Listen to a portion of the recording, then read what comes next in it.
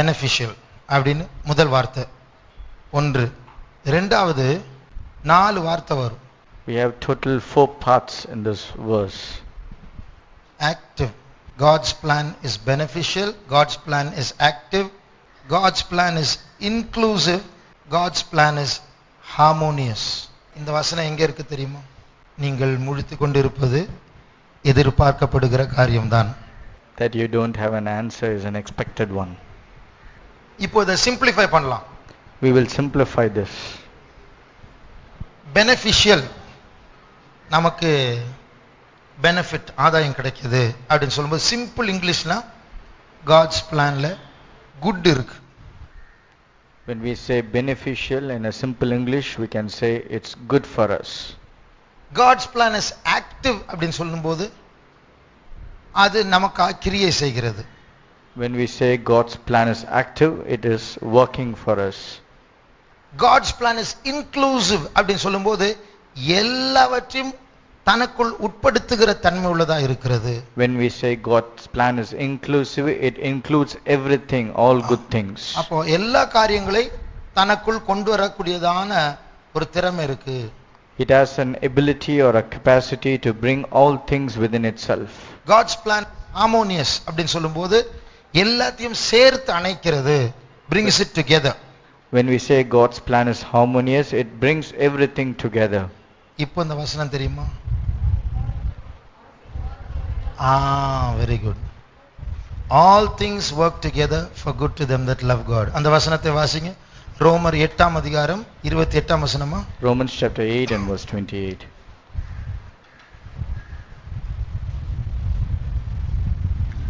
அன்றியும் அவருடைய தீர்மானத்தின்படி அழைக்கப்பட்டவர்களாய் தேவனிடத்தில் அன்பு கூறுகிறவர்களுக்கு சகலமும் நன்மைக்கு ஏதுவாக நடக்கிறது என்று அறிந்திருக்கிறோம். சகலமும் நன்மைக்கு ஏதுவாய் நடக்கிறது. All things work together for good to them that love God. இங்கிலீஷ்ல தமிழ்ல அந்த டுகெதர் இல்லல, திருப்பி வாசிங்க.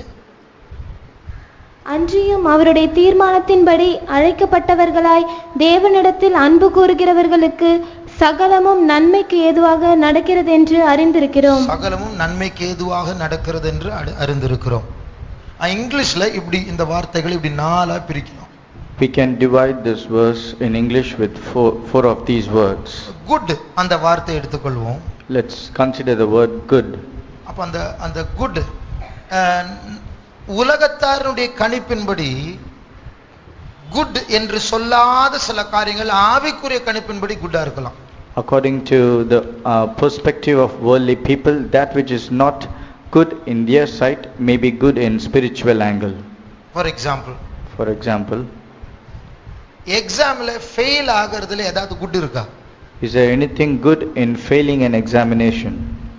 இருக்கா? சொல்லுங்க, ஏதாவது குட் இருக்கா? எஸ் ன்னு சொல்றாங்க, சொல்லுங்க, சத்தமா சொல்லுங்க. அதுக்கு என்ன குட் இருக்குன்னு சொல்லுங்க. என்ன குட் இருக்கு?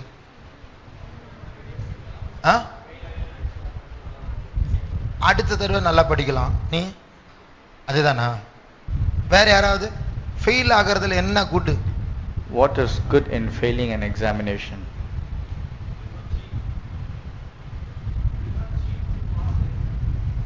ஓகே, ஃபெயில் ஆகும்போது சீட் பண்ணி பாஸ் பண்ணல, காப்பி அடிச்சு பாஸ் பண்ணல, அதுல ஒரு நன்மை இருக்கு. There is a goodness that we have not copied others' paper in order to pass the exam. Correction. Fail ஆனதுனால உன்னை திருத்திக் கொள்ளலாம். Because we have failed an examination, we might correct ourselves of where we have failed ourselves.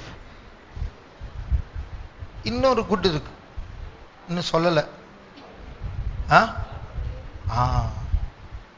Fail ஆகும்போது ஒன்று உடையுது. என்ன உடையுது? Heart உடையுது. வேற ஒன்று உடையுது, பெருமை. வெரி குட், பெருமை உடையுது. When we fail an examination, our pride is broken. அந்த பெருமை உடையும் போது ரெண்டு ரியாக்ஷன் இருக்கு. When the pride is broken, there is two reactions. ஒரு பொண்ணு 10thல ஃபெயில் ஆயிட்டான். A girl, பொண்ணா பையனா ஞாபகம் இல்ல. I'm not sure whether it's a boy or a girl, but they failed in an examination. அப்பா பயங்கரமா திட்டிட்டார். And the father scolded very badly. என்ன பண்ணா தெரியுமா? ஆத்திரத்துல In anger, do you know what they did? கோவத்துல படி ஏறி மொட்டை மாடிக்கு போய் அப்படியே குதிச்சுட்டா, கீழே செத்துட்டான். And in anger, they went straight away upstairs and jumped from the balcony and they died. அவளால அந்த தாங்க முடியல. They are unable to bear that failure. அப்போ ஒரு உலக கணிப்பின்படி ஃபெயில் ஆனா, ஐயோ ஃபெயிலா. என் கிளாஸ்ல ஒரு பையன் இருந்தான். அவன்கிட்ட 11th படிக்கும்போது ஒரு வாலிப பிள்ளை வந்து கேட்டான் அவன்கிட்ட, உனக்கு எவ்வளோ மார்க்ஸ்? ஐ டோன்ட் ரிமெம்பர் அப்படின்னா. அப்படி அர்த்தம் என்னது? சொன்னா மானக்கேடு, அதனால சொல்லலை, ஐ டோன்ட் ரிமெம்பர்னு அப்படியே பாலிஷா முடிச்சிட்டான். In my school days, there was a boy along with me where another girl came and asked how much he scored in the examination, and he said, I don't remember. The meaning is that if at all he could reveal that, then he shall be ashamed of it, so he hid it. ஆவிக்குரிய ஜீவியத்துல நமக்கு என்ன நடந்தாலும், அதாவது தீமை என்று மற்றவர்கள் சொல்ல காரியங்கள் நமக்கு நன்மையா ஆண்டவர் மாத்துவார். In the spiritual life, whatever others say that this is an evil might be good for us. ஒருத்தர் இப்படி சாட்சி சொன்னார். Once a person gave a testimony like this. எல்லாம் இருந்தது, எனக்கு நிறைய பணம் இருந்தது. I had lot of money. இப்ப எல்லாம் போச்சு. Now I have lost everything. ஆனா எல்லாம் போன போதுதான் நான் இயேசுவை தேட ஆரம்பிச்சு இப்ப அவரை கண்டுபிடிச்சேன். அதனால இப்போ எனக்கு இயேசு இருக்கிறார். But after I lost everything, I went in search of Jesus and I found him. Now I do not have anything else, but now I have Jesus. உலக கணிப்பின்படி எல்லாம் போச்சு என்று சொல்வது பயங்கரமான ஒரு நிந்தையான ஒரு காரியம். ஆனா இவருக்கு ஆவிக்குரிய ஜீவியத்தில் ஒரு நன்மையாக மாறிடுச்சு. According to the world, losing everything is of poverty and people will look down upon, but in his spiritual life this man has gained the most important thing. ஒரு பெரிய கம்பெனி டைரக்டர் ஒரு முறை இப்படி சாட்சி சொன்னார். Once a company director of a big company, he gave a testimony like this. அந்த company director அந்த company ஒரு பிரச்சனையில மாட்டிடுச்சு. That company was caught in a problem. அந்த கம்பெனில எல்லாரும் ரட்சிக்கப்பட்டவங்க. All the people in the company are saved. எல்லாரும் ஜெபிச்சாங்க. All the people together they prayed. இவர் போய் போலீஸ் ஸ்டேஷன்ல எல்லாம் உட்கார வேண்டி இருந்தது. It happened that he has to go even to sit in a police station. ஆனா எப்படியோ கர்த்தருடைய கிருபையால வெளிய வந்துட்டார். But by the grace of God he was delivered from there. அப்ப அவர் ஒரு வார்த்தை சொன்னார். அவரும் ஒரு ஸ்பிரிச்சுவல் மேன், ஒரு ஆவிக்குரிய மனுஷன் தான். He also was a spiritual man and he said a particular word. அவர் சொன்னார், though I am a director, now I know how vulnerable I am. அதாவது நான் எவ்வளவு ஒரு மேலிடத்துல இருந்து ஒரு அதிகாரியா இருந்தாலும் தீமை என்னை ஈஸியா அணுகலாம். நானும் ஒரு ஆபத்துக்குட்பட்ட ஒரு மனுஷன் தான் என்று இப்பொழுது புரிந்து கொள்கிறேன் அப்படின்னு சொன்னார். He said that though I am a director of a company, yet I am a vulnerable man, very easily prone to danger. அப்ப உலகத்தாருடைய கணிப்பின்படி டைரக்டரா இருந்து போய் ஸ்டேஷன்ல உட்கார்ற மாதிரி ஆயிடுச்சு, என்னப்பா நீ என்று கேட்கிற விஷயத்தை இவருக்கு ஒரு நல்ல பாடத்தை கற்றுக்கொள்ளக்கூடிய நானும் ஒரு மனுஷன் தான், ஆண்டுடைய கிருபை இல்லாம ஒண்ணும் நடக்காது என்று உணரக்கூடிய ஒரு நல்ல காரியமா மாறிடுச்சு. In a worldly angle, people would have said to him saying, being a director, it happened that he had to go and sit in a police station, how shameful that it is. But for this man, he took it in a right sense, saying, even though I am a director, I am just a man, I'm still prone to danger. அப்ப இந்த குட்டை நாம் புரிந்து கொள்ளும்போது, when we understand this good part, நம்முடைய life, நம்ம Christian life வித்தியாசமா இருக்கும். Our Christian life will be completely different. ஏன் தான் இப்படி எல்லாம் நடக்குது நம்ம கேட்க மாட்டோம், இதுலயும் ஒரு நன்மை இருக்கு என்று சொல்லுவோம். We will not question of why this is happening to me, rather we will be ready to understand that there is something goodness hidden even in this. அதனால தான் நீங்க all things, வெறும் good இல்ல, some things இல்ல, many things இல்ல, all things, அது அர்த்தம் நம்முடைய லைஃப்ல என்ன நடந்தாலும் அதை God குட்டா மாத்துறதுக்கு அவரால முடியும். Therefore, as it is mentioned in this verse, that all things works for good, not leaving even one thing which is contrary or in the opposite sense. Everything works for our good. நம்முடைய குடும்பத்துல ஒரு பிள்ளை மென்டலா பிறந்தா, assuming that there is a child which is born with a mental disability in your family, இதுலயும் ஒரு நன்மை இருக்கு அப்படினு சொன்னா அதுல சில நன்மைகளை நம்ம கண்டுபிடிக்கலாம். Even if we say that there is some goodness in that, we can try and find out what are these goodness. ஒரு காரியமும் நம்ம விதிவிலக்கு கிடையாது, எல்லாமே நன்மையா மாறும். Nothing is out of limit for us, everything is for good. அது மாத்திரமல்ல, not just that, God's plan is active. அதனுடைய அர்த்தம் இந்த தீமையான காரியங்கள் எல்லாம் நமக்குள்ள அது வர்க் பண்ணிட்டே இருக்கு, ஏதோ ஒரு கிரியை நடத்திட்டே இருக்கு. The plan of God in us is very active. It always works all the evil things in us, they also work for some good reasons. Austria என்று நினைக்கிறேன், அங்க ஒரு மனுஷன் இருக்கிறார், நிக் அப்படின்னு சொல்லி, நீங்க பார்த்திருப்பீங்க, கேள்விப்பட்டிருக்கீங்க. கையும் இல்ல காலும் இல்ல அவருக்கு. I suppose he is from Austria. There is a man called Nick. He doesn't have hands, both the hands and both the legs. அவர் சண்டேஸ் கால் வந்து இவ்வளவு பெருசு தான் இருக்கும், அவருடைய கால் இவ்வளவு பெருசு தான். And his leg is very short like this. அவர் ஷார்ட்ஸ் தான் போடுவாரு, அந்த ஷார்ட்ஸ்ல காலே தெரியாது, ஒரு கால் மட்டும் கொஞ்சம் அப்படி விரல் நீட்டிட்டு இருக்கும் shorts. He can only wear shorts, and in that shorts one of the leg alone will be visible a little bit. நம்ம வந்து கீழே நின்னு பேசுவோம், அவர் டேபிள்ல நின்னு தான் பேசுவார், ஏன்னா எல்லாம் கீழே நின்னா தெரியாத ஆளு. We will normally stand and speak, but for him to be visible he has to climb up on a table. அவர் சண்டே ஸ்கூல் படிக்கும்போது டீச்சர் ஒரு நாள் சொன்னாங்களாம், we are all made in the image of God. நம்ம எல்லாரும் தேவ சாயல் சிருஷ்டிக்கப்பட்ட உடனே நீங்க நான் கிடையாது அப்படின்னு அவருடைய மனசு சொல்லிடுச்சாம். When he was studying a Sunday school, one of the Sunday school teachers said to him that we are all made in the image of God, and he immediately replied in a sarcastic manner saying, it is all you but not me. ஏன்னா எனக்கு கை இல்ல கால் இல்ல, தேவனை போல நான் எப்படி இருக்க முடியும்? Because I do not have any of my limbs, how can I be like the image of God? ஆனா இது இவருடைய மனசுல வர்க் பண்ணிட்டே இருந்தது, ஏன் நான் இப்படி இருக்கிறேன், ஏன் நான் இப்படி இருக்கிறேன். But this particular words, it was continuously working in his mind of why I am born like this. அப்போ ஒரு நாள் ஒரு மனுஷன் அவர்கிட்ட வந்து சொன்னாராம், அவர் அடல்ட் ஆன பெரியவனா மாறின பிறகு. After he became an adult, a particular man came and spoke to him like this. You are going to reveal the unlimited power of God அப்படின்னு சொன்னார். அந்த மனுஷன் இவர்கிட்ட சொல்றார், நிக் கிட்ட. அந்த மனுஷன் இந்த நிக்கிடம் வந்து நீங்கள் தேவனுடைய அந்த சர்வ வல்லமையுள்ளதான அந்த மகிமையை மற்றவர்களுக்கு வெளிப்படுத்த போகிறீர்கள் என்று சொன்னார். அப்பொழுது இந்த மனுஷன் கை கால் இல்லாத மனுஷன் இந்த நிக் சொல்றார், நான் எப்படி தேவனுடைய வல்லமை நான் வெளிப்படுத்துவேன்? Then this man Nick, he asked, how is it possible that I am going to reveal the glory of God? அப்ப இந்த மனுஷன் கேட்டார், உங்களை யாராவது சிலுவையில் அறைய முடியுமா? And that other man questioned Nick, asking him, can anyone crucify you on the cross? சிலுவையில் அறையணும்னா கை வேணும், கால் வேணும்.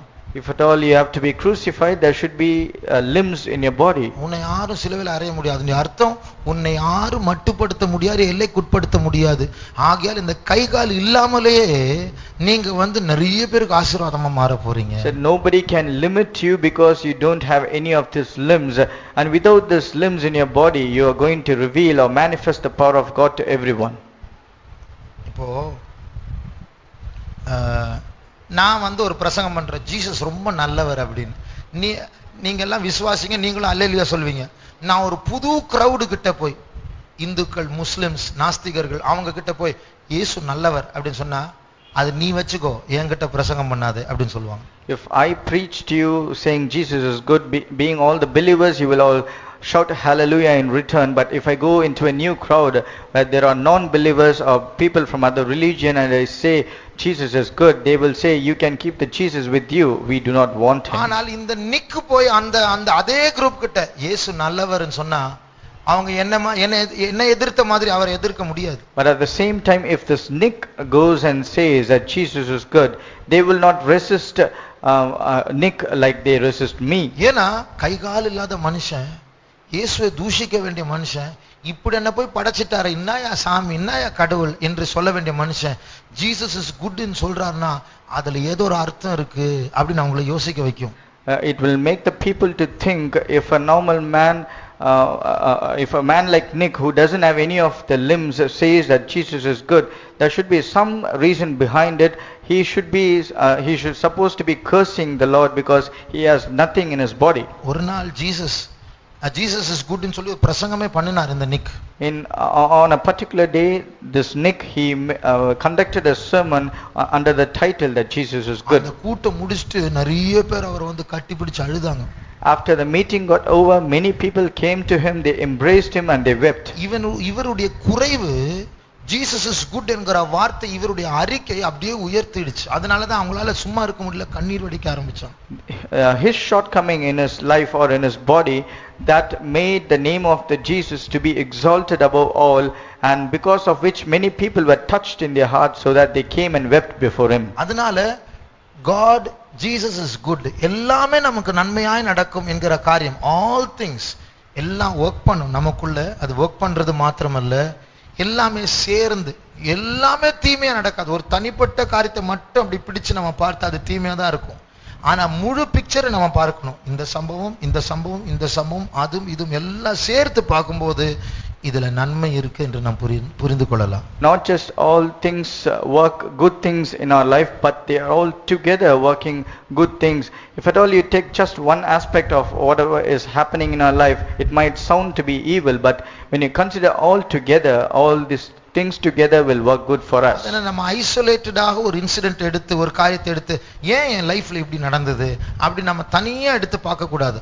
all things work together அப்படின்னா நன்மை தீமை, நேற்று நடந்த காரியம், போன வருஷம் நடந்த காரியம், கடவுள் எல்லாத்தையும் சேர்த்து அதை நன்மையாக மாற்றுவார். We should not take one isolated incident in our life and try to find fault with that, saying this is evil that has happened in our life. Rather, we need to consider everything that is happening in our life, maybe a month early or maybe a year earlier. We need to consider everything together, then we can understand that all things work together for good. இப்போ ஒரு கேள்வி. Now I have a question. all things work together for good, அதான் எல்லாமே நன்மைக்காக நடக்கும். இது இந்த வார்த்தை யாருக்கு புரியும்? எந்த மனுஷர்களுக்கு புரியும்? When it is said all things work together for good, who can understand these words? சொல்லுங்க. those who love God. To them that love God. தேவனில் அன்பு கூறுகிறவர்களுக்கு தான் இது புரியுது. Only to them that love God they can understand this. அப்போ நான் காடை love பண்ணா அவர் எனக்குள்ள என் லைஃப்ல ஒரு தீமையை போல தோன்றுகிற ஒரு அனுபவத்தை ஒரு காரியத்தை அனுமதிக்கும் போது நான் காடு உண்மையா நேசிச்சேன்னா என்ன கடவுள் அப்படின்னு அவசரப்பட்டு நான் சொல்ல மாட்டேன். நான் இல்ல இவர் எவ்வளவு நன்மை செஞ்சிருக்கிறார், இப்போ இது அனுமதிச்சிருக்குன்னா இதுலயும் ஒரு நன்மை உண்டு என்று சொல்லுவார்கள். If we love God and if there is something evil which is happening in our life, we will not be very hasty to say what is this God allowing such evil things to happen in our life. Rather, we will think that this God has done so many good things in our life and even this is for some good things. யாக்கோபுடைய life எடுத்து பார்த்தா, when we consider the life of Jacob, நொண்டியா இருக்கிறியே, அன்னைக்கு தனியா தள்ளப்பட்டியே, உங்க மாமனார் ஏமாத்திட்டாரு, அதுக்கப்புறம் உன் பேர் அந்த ஊர்ல நாறிடுச்சே, இதை பற்றி நீ என்ன யோசிக்கிற? அவர் சொல்லுவாரு, அப்பெல்லாம் நான் தப்பா நினைச்சேன், இப்போ பின்னாடி பார்த்தா எல்லாம் நல்லது அப்படின்னு சொல்லுவாரு.